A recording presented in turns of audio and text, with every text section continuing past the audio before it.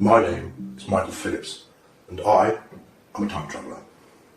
I was born in 2043. At the age of 18, I joined the army, had a few years there, and then I was recruited into the SES, the 21st SES Regiment to be exact. We carried out a number of missions in countries that I'm not allowed to name because I've signed the Official Secrets Act. And from there, I was contacted by a government department that called themselves Section 18. They told me they were a reconnaissance unit. However, it turned out to be something quite different.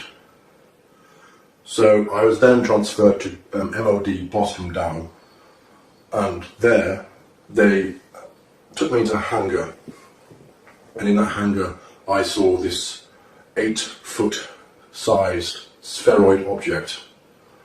I was then briefed on what this object actually was. Turns out it was a time machine. This time machine, it uses two micro singularities, one at the top and one at the bottom, to power the craft into it creates a gravimetric distortion, and distortion then tears a hole in time-space. What you'd consider as UFOs are actually time-space craft. They have the ability to travel in space and also time. Many UFOs that you do see in the skies are in fact time travellers. My time at Boston Down, I embarked on a number of missions. The first was to the year 2138, which was very interesting because it was not at all like I know the Earth to be now. In fact, it was rather polluted, and people were quite tribal, and it wasn't a pleasant place to be. Anyway, a little bit more about my time, 2075. All in all, it's not bad. There were a number of Earth changes which I do want to warn you about, which did change the Earth. Global warming continued. The major governments of the world did nothing to change that at all. So this is kind of a plea to change your ways. Another time traveller from, I think it was 2038, he came back. His name was Travler. He came back to 2000, I do believe, and he thankfully stopped a civil war in America, which was supposed to kick off in 2008. However, he got involved with the American intelligence authorities and the time travel program there. And it was decided that America needed a single unifying event to bring the country together and to avert a civil war. And that event was 9/11. Travler went back, I do believe it was May of 2001, just before 9/11 happened. So that's what happened there, and he did change the timeline so the civil war in 2008 didn't happen.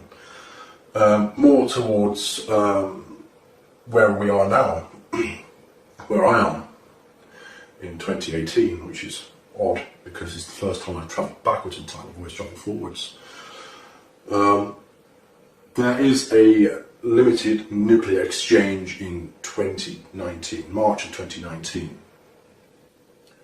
That does involve North Korea. They attempt to launch a nuclear missile at Honolulu in Hawaii, and then the US responds with 2 cruise missile nuclear-laden missiles to Pyongyang and takes that out. So Kim Jong-un was no more at that point, and a lot of his government was taken out too. With the turmoil that ensued after that, World War III did start in 2020. It was a limited war though, thankfully. It only lasted 3 years. China and Russia were against the UK, America, and a few other countries. And all in all, it was a very fast but brutal war. Countless millions were killed. Nuclear weapons were used in a very limited capacity, very limited, thankfully, just battleground nuclear weapons. What else can I tell you? Oh yes, 2022, California, LA to be exact, is hit by what they term the big one. There was a very, very massive 10.2 magnitude earthquake there, which completely decimated the city. It actually cracked the fault line straight across California, and as a result, California sits a good 10 feet lower than it used to.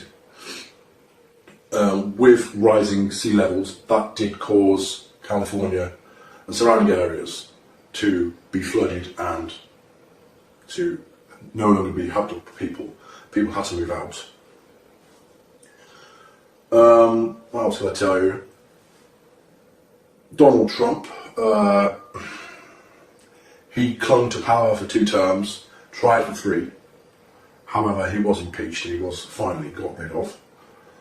Then you had Oprah Winfrey, believe it or not, try and run for the presidency. She was not successful. There was a man called Michael McIntosh who actually succeeded. I'm not sure if he's a name that's about at the moment, but that was in the mid to late 2020s. On the plus side, in the mid 2020s, we did land on Mars. We had the first land on Mars, which was good. It wasn't by NASA at all, it was by SpaceX and Elon Musk.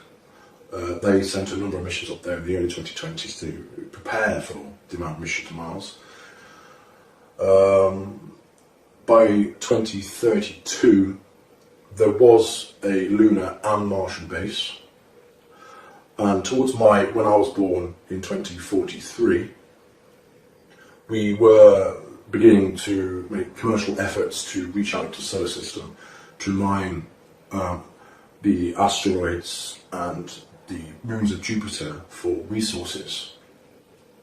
So there are quite a lot of trillionaires in my time who own their own space stations, and they are very powerful people. You don't want to cross them. So a little bit more about the time travel project itself. As you can imagine, in my time, when I was born in 2043, up until I joined the program in 2075, there was a lot of money about. Trillions upon trillions upon trillions. I couldn't even guess how much money in the world or the solar system. So endeavours such as time travel were more and more possible. I have travelled numerous times in the future, and I'll tell you about one time now. I stepped into the craft, which is an 8-foot wide sphere.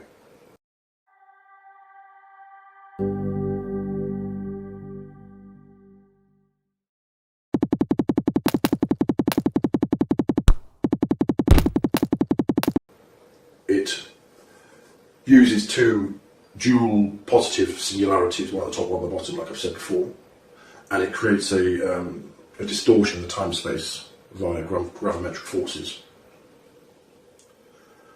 It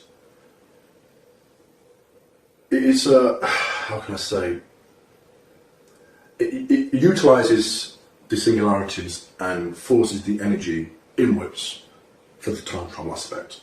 If you want to travel in space, you create a gravimetric wave outside of the sphere itself, and you can ride on that wave and get to a location in space very, very quickly. In terms of one of the times I went forward in time, let me just try and pick an interesting one. Yes, I went to the 2432, and the world, thankfully, was a lot different again, but it was different in a positive aspect. the atmosphere and pollution, that was all cleaned up, thank God. It was very nice actually, it was very green, there was lots of flowers everywhere. Everyone appeared to speak English, however I'm not sure if that was them speaking English or they had some kind of implant where they could understand English or speak in their language and you understood their language or what.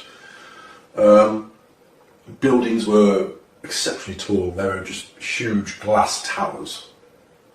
There were numerous cars which were flying and travelling in what I assume were highways in the sky. People were friendly, they were open, they weren't afraid to come up to you and say, hi, who are you, where are you from?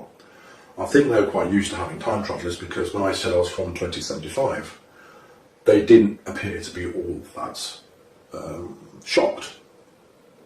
I certainly would have been shocked at the time if I would have known time travel was about. What can I say about time travel itself? Time travel itself, well, back in, I think it was 1947, the US government captured a time-space craft. And this craft, it took them a few years to figure out what it couldn't and can actually do. They tried to retrofit some supermagnets onto a ship one time, I do believe. And unfortunately that did not go well. It did not travel in time. It travelled in space. It travelled approximately 30 or 40 kilometres down the coast. And when they did find this ship, this US Navy frigate, all the crew members were fused into the ship. And it wasn't a nice sight, so they hadn't quite perfected it back then. Officially, time travel was invented and perfected in 1975.